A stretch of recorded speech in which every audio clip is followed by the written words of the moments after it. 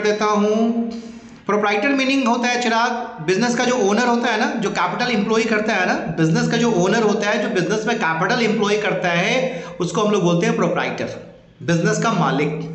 ठीक है, देखोगे बहुत जगह पे लिखा रहेगा प्रोप्राइटर और नेम लिखा हुआ रहेगा proprietor, owner of the business, business का मालिक, who employed capital into the business, जो बिजनेस में पूंजी लगाता है वो प्रोप्राइटर है। तो इंटरनल यूजर्स के बारे में मैंने बताया कि बिजनेस में जो अकाउंटिंग, जो इंटरनल जो होते हैं, जैसे मान लीजिए मैनेजमेंट है, एम्प्लॉइज है, शेयर होल्डर्स या प्रोप्राइटर्स हैं, तो अकाउंटिंग इन्फॉर्मेशन के जो यूजर्स हैं, इंटरनल यूजर्स, ये जितना भी था क्या था, इंटरनल यूजर्स, इंटरनल यूजर्स।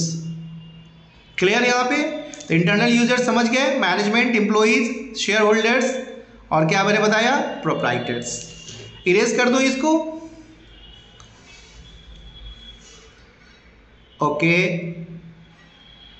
ठीक है, मैं इसको इरेज कर रहा हूं। नेक्स्ट मेरा, अब आ जाइए इंटरनल यूजर्स के बाद एक्सटर्नल यूजर्स में आते हैं। सेकंड हमारा पार्ट है, सेकंड में एक्सटर्नल यूजर्स।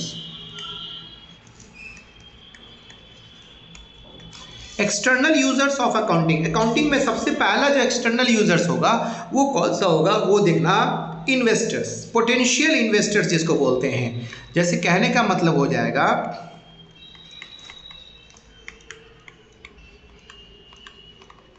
जो पैसा लगाते हैं, जो पैसा इन्वेस्ट करते हैं, यानी कि मेकिंग इन्वेस्टमेंट इन्वॉल्व रिस्क। सब कोई जानता है कि जो इन्वेस्टमेंट करता है, जो इन्वेस्ट करता है, तो रिस्क वहां पे इन्वॉल्व होता है, रिस्क लेकर के ही इन्वेस्ट किया जाता है। The investors have no control on the preparation of accounting information, so they rely on the information provided to them in the form of published information. They should try to evaluate the earning prospectus of the company and safety of their investment. तो investors को भी जो है accounting information की जरूरत होती है, क्योंकि वो पैसा कहाँ पे इन्वेस्ट करना चाहता है, जिस बिजनेस में रिटर्न बेहतर है, ऐसे कंपनी में वो पैसा लगाता है जिससे उसको बढ़िया रिटर्न मिल सके। रिटर्न का मतलब प्रत्याय, जो उसके बदले उसको मिलेगा। तो इन्वेस्टर्स जो ये एक्सटर्नल यूजर्स होते हैं, ये बिजनेस के बाहर के यूजर्स होते हैं, इनको भी अकाउंटिंग इन्फॉर्मेशन की जरूरत होती है, क्योंकि आप देख के, सोच के, समझ के ही ना शेयर परचेस करेंगे कि कौन से कंपनी का शेयर्स लेना है, किसका नहीं लेना है। तो एक्सटर्नल यूजर्स अकाउंटिंग के कौन है, potential investors. Clear? Number second external में, वो सेकंड में आप लिख सकते हैं, वो होगा आपका, लिख सकते हैं बैंकर्स, बैंकर्स, एंड आप लिख सकते हैं फाइनेंशियल इंस्टीट्यूशन, इसी को बोलते हैं फाइनेंशियल इंस्टीट्यूशन।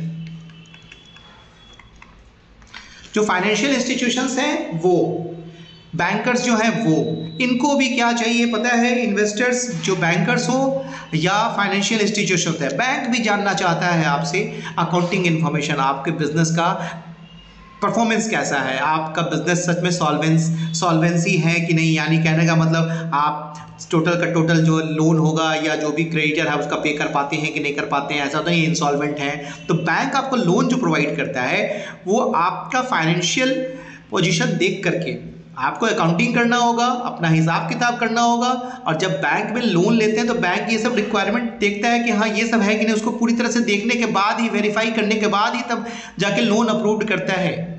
तो बैंकर्स एंड फाइनेंशियल इंस्टीट्यूशंस जितने भी हैं जो पैसा आपको देते हैं, लोन ग्रांट करते हैं, उनको भी अकाउंटिंग इन्फॉर्मेशन की ज़रूरत है।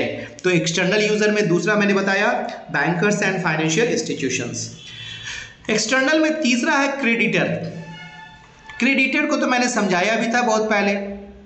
Creditors are those who purchase goods from, या from whom we purchase goods, जिससे हमने गुड्स खरीदा है, सॉरी मैंने जिससे बेचा है उसको नहीं, जिससे मैंने गुड्स खरीदा है, क्रेडिट में परचेज किया है, वो क्रेडिटर है, लेनदार जिसको बोलते हैं। ये भी एक्सटर्नल यूजर्स में आते हैं। बैंकर्स, फाइनेंशियल इंस्टीट्यूशन समझ गए यहाँ पे। थर्ड में मैंने बताया क्रेडिटर्स, मैंने बताया क्रेडिटर्स जो होते हैं वो भी, उनको भी फाइनेंशियल इंफॉर्मेशन की ज़रूरत होती है, यानी वे भी जो है पार्टीज हैं या इंटरेस्टेड पार्टीज हैं कह सकते हैं, या parties interested in accounting information, वो कौन होंगे, क्रेडिटर्स भी हो सकते हैं, लेनदार जिसको बोलते हैं। क्लियर? नेक्स्ट जो होगा वो है नंबर 4 में एक्सटर्नल यूजर में गवर्नमेंट, सरकार जो होता है उसको भी चाहिए ना आपका प्रॉफिट कितना हुआ।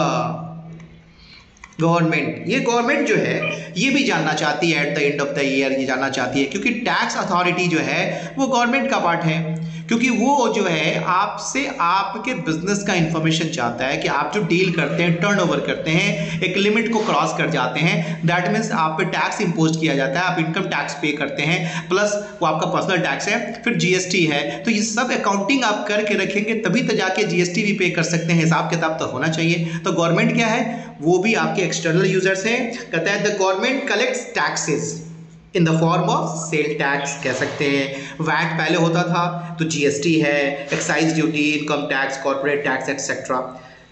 सो government agencies need accounting information to ठीक है assess the tax liability of the business entity, क्योंकि आप पे जो टैक्स इम्पोज किया जाएगा तो इन्फॉर्मेशन अगर है अकाउंटिंग इन्फॉर्मेशन तो गवर्नमेंट आपसे मांगेंगे, डिमांड करेगा कि आपका फाइनेंशियल पोजीशन कहाँ है, आपने अकाउंटिंग किया है, हिसाब किताब कहाँ है, खाता बही आपका कहाँ है। ठीक है, तो ये हमारे कितने हो गए, ये टोटल एक्सटर्नल यूजर्स हो गए। और भी हैं, जैसे मान लो इसको मैं इरेज करता हूं, जैसे रिसर्चर्स होते हैं, ये भी एक्सटर्नल में है।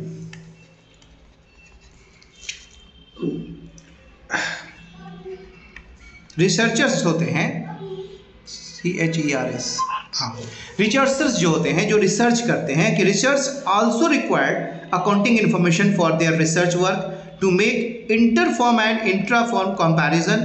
तो कंपैरिजन जब करना होता है एक फॉर्म से दूसरा, यानी पास्ट का और करंट का, तो पास्ट का जो रिजल्ट निकालना है या आने वाले कल के लिए कुछ डिसीजन लेना है तो प्रीवियस ईयर का आपको परफॉर्मेंस देखना होता है, उसको देख करके जस्ट लाइक मैनेजमेंट की तरह है। ठीक है, ठीक है, research work to make inter form और इंट्रा फॉर्म, ठीक है, that means comparison of same form with the past to know the operating performance and financial soundness of the business entity, यानी बिजनेस का फाइनेंशियल साउंडनेस कैसा है।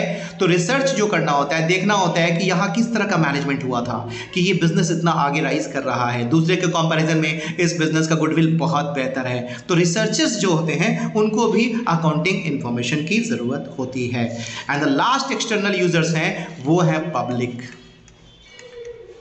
Public भी जानना चाहती है, देखते हो न्यूज़पेपर एक 31 मार्च के एंड में देखते हो, जैसे फाइनेंशियल ईयर जब एंड होता है तो उस टाइम में सारे के सारे बैंक्स को देखोगे, बहुत ऐसे कंपनी है जो फाइनेंशियल परफॉर्मेंस को शो करते हैं, न्यूज़ में देखते होगे या न्यूज़पेपर में देखते होगे तो लिखा रहता है। तो पब्लिक जो होता है वो भी जानना चाहता है कि किसी बिजनेस का फाइनेंशियल पोजीशन कैसा है, यानी public is interested in knowing the growth potential of business entity.